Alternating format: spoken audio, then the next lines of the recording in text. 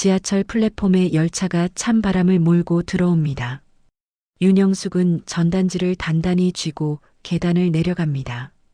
장사 끝에 손끝이 얼어붙었지만 오늘도 같은 시간 같은 자리에 서야 한다는 생각뿐입니다.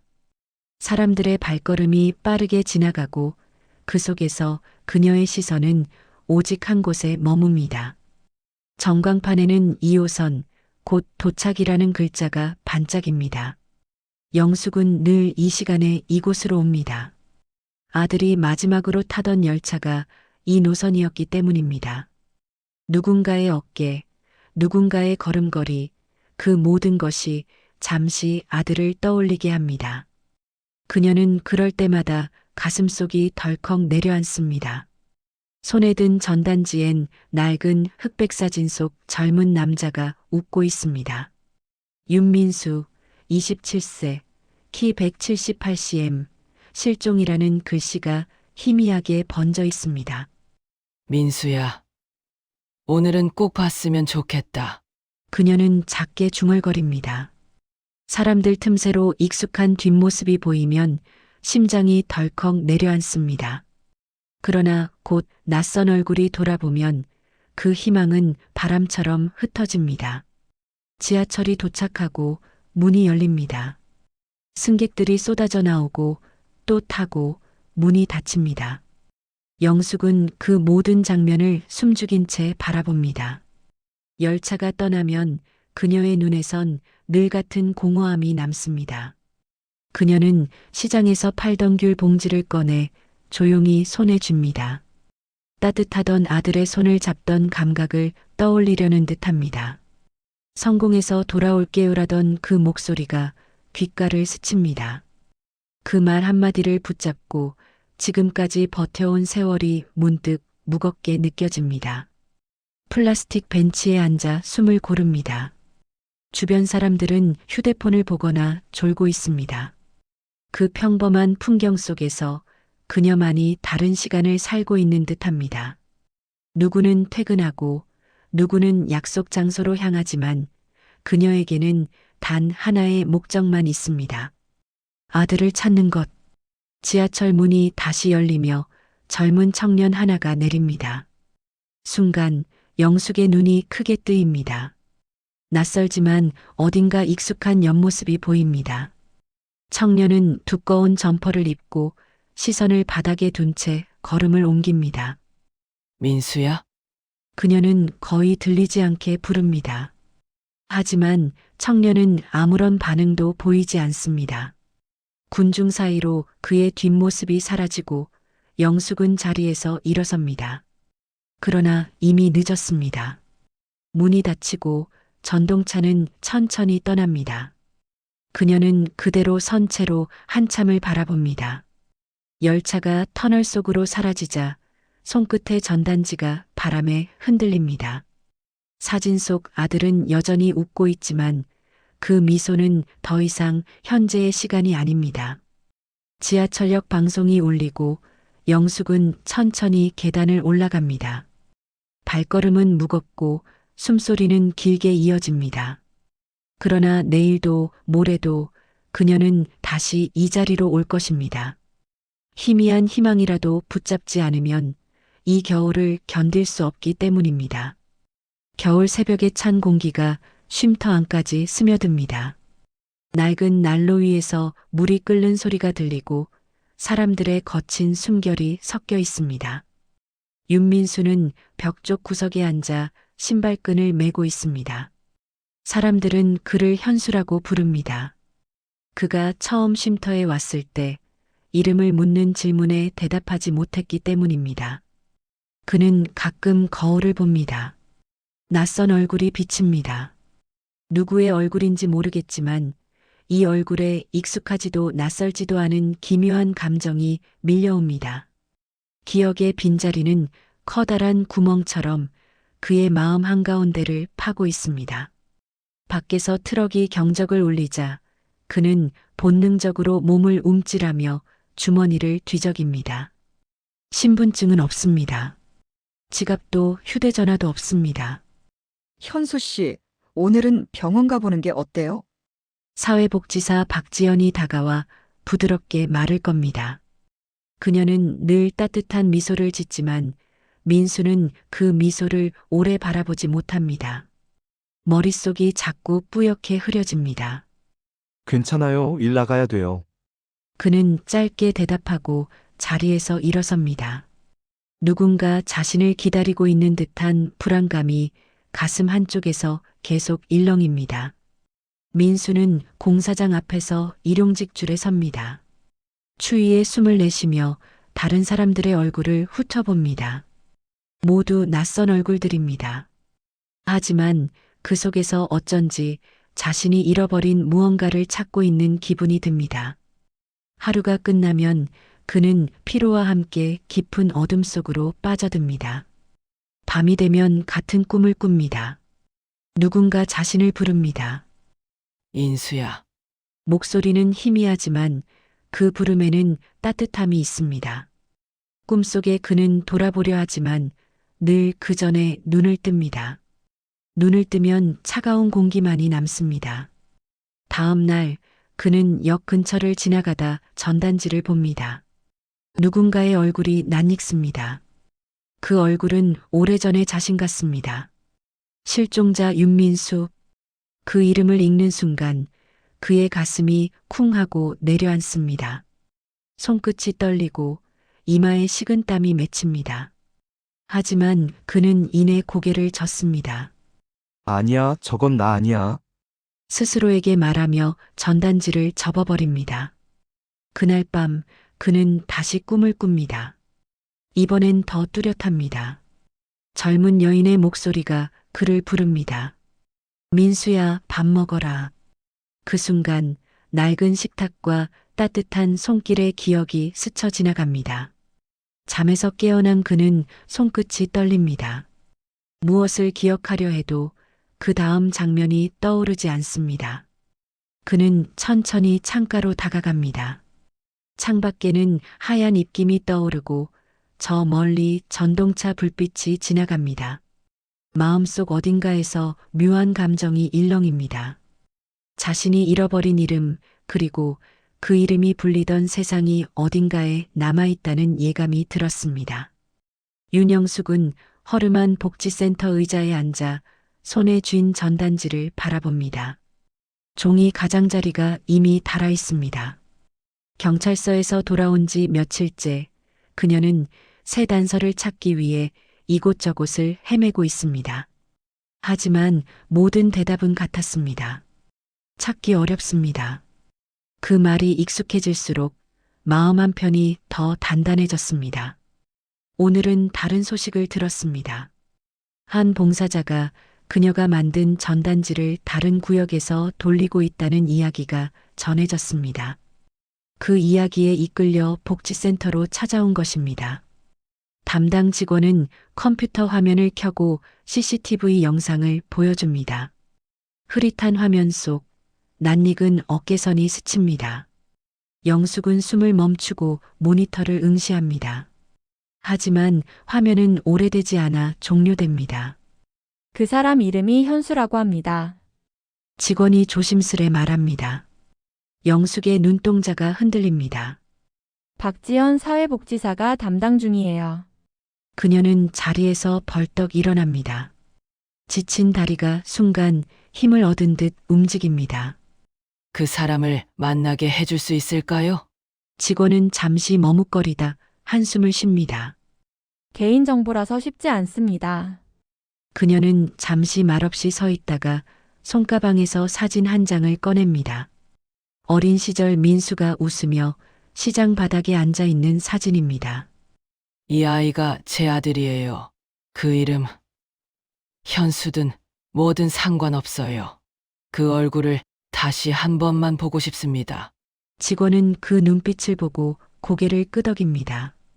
곧 전화기를 들고 어디론가 연락을 취합니다. 몇 시간 후 한 젊은 여성이 센터 문을 열고 들어옵니다. 단정한 옷차림, 지친 눈빛 속에서도 따뜻함이 묻어납니다. 박지현 사회복지사입니다.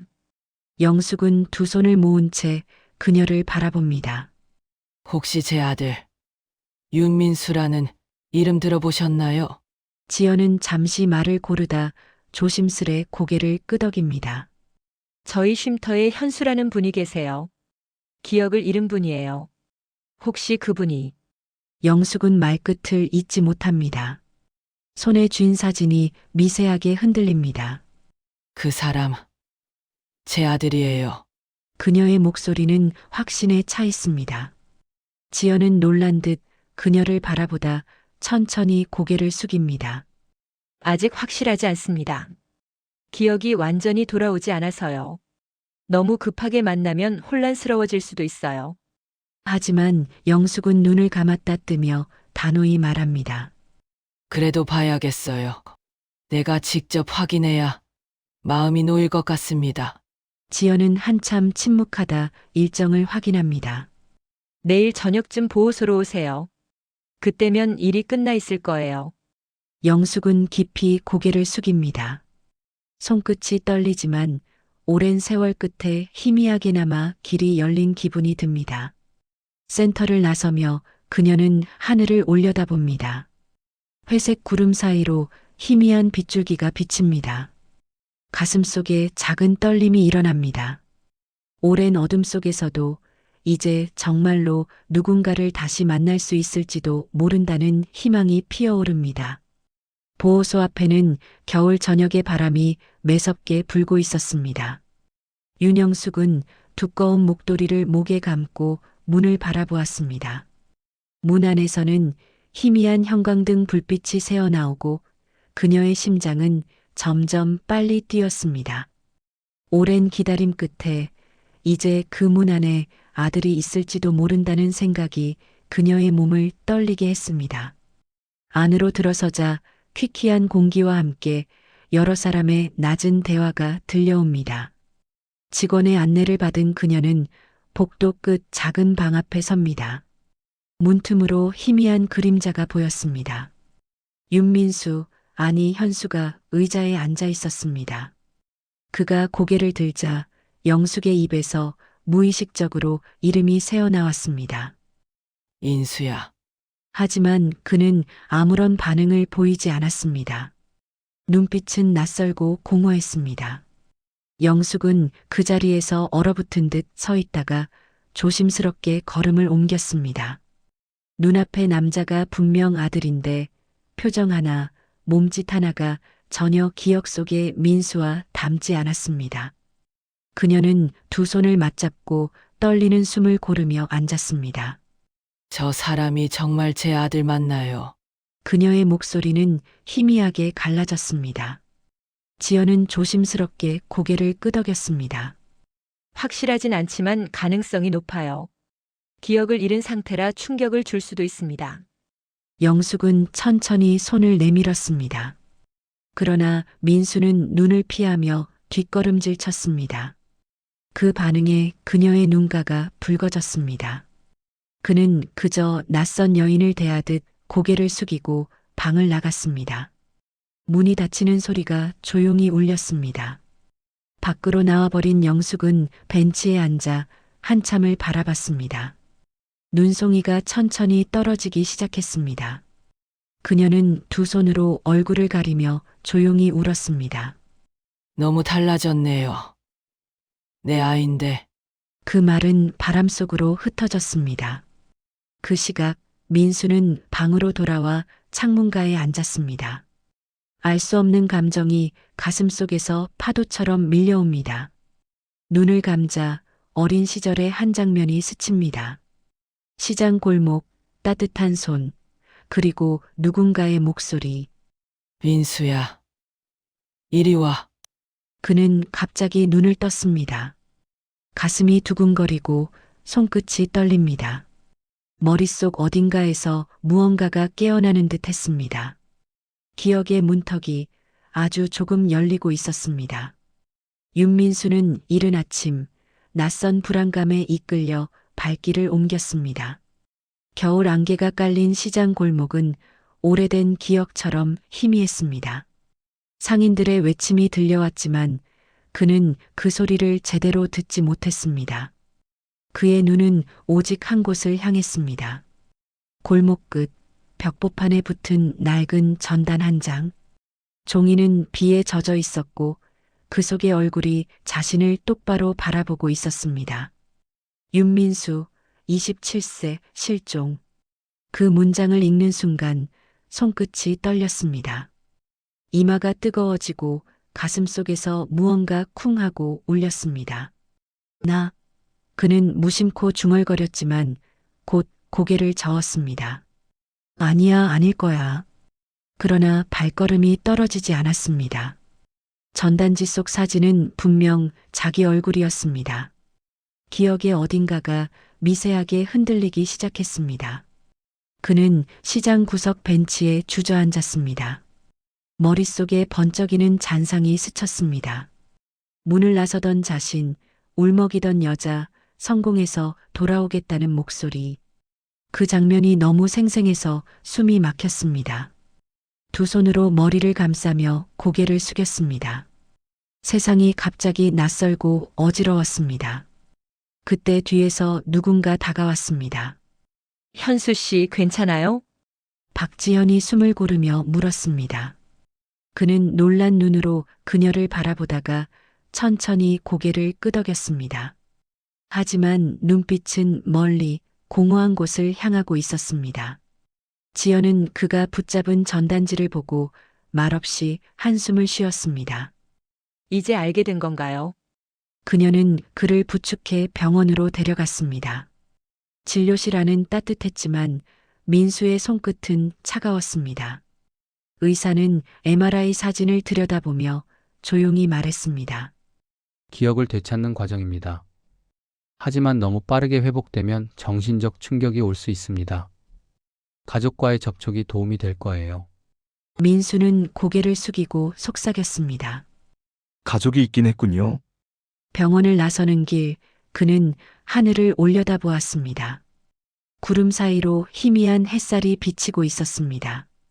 그 빛이 눈부셔서 잠시 눈을 감자 따뜻한 손의 감촉이 떠올랐습니다. 어릴 적 자신을 이끌던 손, 그리고 들려오던 목소리. 민수야, 밥 먹자. 그는 한동안 멍하니 서 있다가 조용히 웃었습니다. 입안에서 민수라는 이름이 자연스럽게 흘러나왔습니다. 잊었던 이름이 다시 그를 찾아온 것입니다. 늦은 오후 복지관의 상담실에는 따뜻한 햇살이 들고 있었습니다. 윤영숙은 의자에 앉아 손을 꼭 모으고 있었습니다. 오늘 드디어 아들을 다시 본다는 생각에 마음이 두근거렸습니다. 손끝이 떨려 작은 한숨이 새어나왔습니다. 문 밖에서 발소리가 들리자 그녀의 시선이 그쪽으로 향했습니다. 박지연이 조심스레 문을 열고 들어왔습니다. 준비되셨죠? 그녀는 조용히 물었습니다. 영숙은 고개를 끄덕이며 일어섰습니다. 문 너머에서 윤민수가 들어왔습니다. 그는 깔끔한 옷차림을 하고 있었지만 표정은 여전히 낯설었습니다. 두 사람의 시선이 마주쳤습니다. 순간 방 안의 공기가 멈춘 듯 했습니다. 영숙은 천천히 의자에 앉았습니다. 오랜만이에요. 민수야, 그녀의 목소리는 떨렸지만 부드러웠습니다. 민수는 한참 동안 아무 말 없이 그저 그녀를 바라보다가 조심스레 인사를 건넸습니다. 안녕하세요. 어머니 맞나요? 그 말에 영숙의 눈가가 붉게 젖었습니다. 지연은 두 사람 사이에 따뜻한 차를 내려놓았습니다.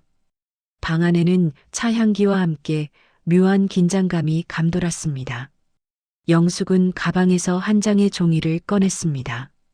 그것은 오래된 그림이었습니다.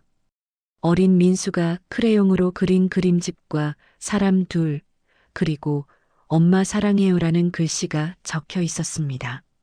민수는 그 그림을 바라보며 손끝을 떨었습니다. 그림의 선 하나하나가 기억의 조각처럼 마음속에 스며들었습니다. 그는 천천히 손을 뻗어 그 종이를 쥐었습니다. 순간 눈앞이 흐려지고 머릿속 어딘가에서 오래된 장면들이 쏟아져 들어왔습니다. 그는 어린 시절의 자신을 봅니다. 시장에서 뛰어놀던 기억, 어머니가 손수 싸주던 도시락, 그리고 집을 나서던 그날의 약속. 성공해서 돌아올게요. 그 말이 머릿속에서 울렸습니다. 민수의 어깨가 떨렸습니다. 눈물이 흘러내리며 손에 쥔 그림 위로 떨어졌습니다. 영숙은 자리에서 일어나 조심스레 아들의 손을 감쌌습니다. 괜찮아. 이제 돌아왔잖아. 그녀의 말에 민수는 고개를 숙이고 흐느꼈습니다. 그 손은 따뜻하고 낯설지 않았습니다. 오랜 세월 잃어버린 모든 시간이 그 손끝에서 되살아나는 듯 했습니다. 박지연은 조용히 방을 나가며 문을 닫았습니다. 방 안에는 두 사람의 울음소리만이 잔잔히 퍼졌습니다. 잃어버린 세월이 눈물 속에서 천천히 이어지고 있었습니다. 밖에서는 저녁 햇살이 복도 끝을 물들이고 작은 먼지 입자들이 빗속에서 반짝였습니다. 오늘 그들은 비로소 다시 가족이라는 이름을 되찾았습니다. 며칠 후 윤민수는 복지관 재활 프로그램에 참여하기 시작했습니다. 아침이면 작은 운동장에서 몸을 풀고 상담사와 기억 훈련을 병행했습니다. 그가 잃어버린 시간은 길었지만 하루하루가 새로웠습니다. 낯설었던 세상이 조금씩 색을 되찾는 듯 했습니다. 윤영숙은 매일 도시락을 싸서 복지관 근처 벤치에 앉아 있었습니다. 점심시간이 되면 아들이 나와 도시락을 받아갔습니다. 둘은 말이 많지 않았습니다. 하지만 그 짧은 시간 안에 서로의 눈빛은 조금씩 따뜻해지고 있었습니다. 영숙은 그가 숟가락을 들 때마다 눈물이 고였지만 애써 웃음을 지었습니다. 오늘은 기억이 좀 어떠니? 그녀가 조심스레 묻자 민수는 잠시 생각하다 대답했습니다. 이상하게도 이제 엄마 얼굴이 낯설지 않아요. 그 한마디에 영숙의 손끝이 떨렸습니다. 그녀는 고개를 끄덕이며 도시락 뚜껑을 닫았습니다. 그럼 됐다. 그거면 충분해.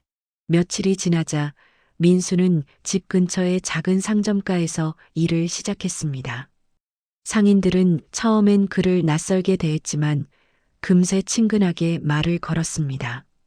그는 손재주가 좋아 가게 정리를 맡았고 손님들이 오면 밝게 인사했습니다. 예전의 자신을 조금씩 되찾는 과정이었습니다.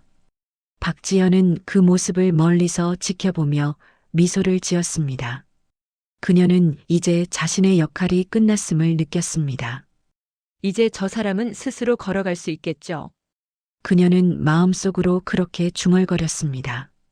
어느 저녁 민수는 시장을 지나며 불빛을 바라보았습니다. 오래전 자신이 떠났던 그 골목, 이제는 두렵지 않았습니다. 그는 깊은 숨을 들이마시며 생각했습니다. 이곳이 내가 돌아올 곳이었구나. 집에 돌아오자 어머니는 따뜻한 밥상을 차려두고 있었습니다. 그 향기에 민수는 문득 웃음이 났습니다. 이 냄새 기억나요. 영숙은 잠시 멈추었다가 대답했습니다. 그래. 이제 기억나면 됐었다. 저녁 식사 후 그는 혼자 창가에 섰습니다. 창밖으로는 지하철이 지나가고 불빛이 유리창에 반사되었습니다. 그 불빛을 보며 민수는 천천히 속삭였습니다. 그날의 낯선 얼굴은 이제 내가 아니야. 그의 표정에는 잔잔한 평화가 깃들어 있었습니다. 이제 그는 잃어버린 이름도 잃어버린 시간도 두려워하지 않았습니다. 새로운 삶이 조용히 시작되고 있었습니다. 봄 햇살이 따스하게 내리던 오전, 윤민수는 작은 커피숍 앞 간판을 닫고 있었습니다. 간판엔 2호선 커피라는 이름이 새겨져 있었습니다. 그는 걸음을 멈추고 잠시 그 글자를 바라보았습니다.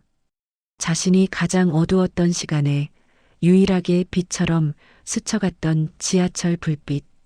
그 기억이 이 이름의 시작이었습니다.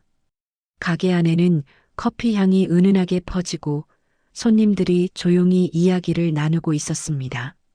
창가에는 윤영숙이 앉아 있었습니다. 그녀는 커피잔을 두 손으로 감싸 쥔 채 아들을 바라보았습니다. 그 얼굴에는 이제 낯설미 없었습니다. 아들이 다시 웃는다는 사실만으로 충분했습니다. 손님 많네. 잘 됐네. 영숙이 미소 지으며 말했습니다. 민수는 웃으며 대답했습니다. 이제야 진짜 제가 사는 것 같아요. 가게 한쪽 벽에는 오래된 사진이 걸려 있었습니다. 지하철 플랫폼, 전단지를 든 한 여자의 모습. 그 옆에는 민수와 영숙이 최근에 함께 찍은 사진이 나란히 걸려 있었습니다. 시간이 흘러도 그 둘의 거리는 더 이상 멀지 않았습니다. 점심 무렵 박지연이 카페 문을 열고 들어왔습니다. 축하해요, 민수 씨. 진짜 멋지네요. 그녀는 카운터에 서서 따뜻한 라떼를 주문했습니다. 민수는 웃으며 커피를 내렸습니다. 다 지연 씨 덕분이죠. 아니에요. 스스로 일어선 거잖아요. 지연은 고개를 저으며 잔을 받아들었습니다. 가게 밖으로 나가는 지연의 뒷모습을 보며 영숙은 조용히 속삭였습니다. 고마운 사람이 많네. 우리 아들. 민수는 짧게 대답했습니다. 그래요. 이제는 저도 누군가에게 그렇게 도우고 싶어요. 그때 지하철 방송 소리가 들려왔습니다. 가게 근처 역에서 울리는 안내 방송이 미세하게 스피커를 타고 흘러들었습니다. 유실물주의 안내입니다. 민수는 커피잔을 닦던 손을 멈추고 창가를 바라보며 미소 지었습니다. 이제 잃은 건 다 찾았어요. 햇빛이 유리창을 통과해 두 사람의 얼굴을 따뜻하게 비쳤습니다. 영숙은 조용히 고개를 끄덕이며 눈을 감았습니다. 밖에서는 전철이 철컥거리는 소리를 내며 지나갔습니다. 그 소리는 이젠 기다림의 소리가 아니었습니다. 다시 이어진 삶의 리듬이자 새로운 하루의 출발을 알리는 소리였습니다.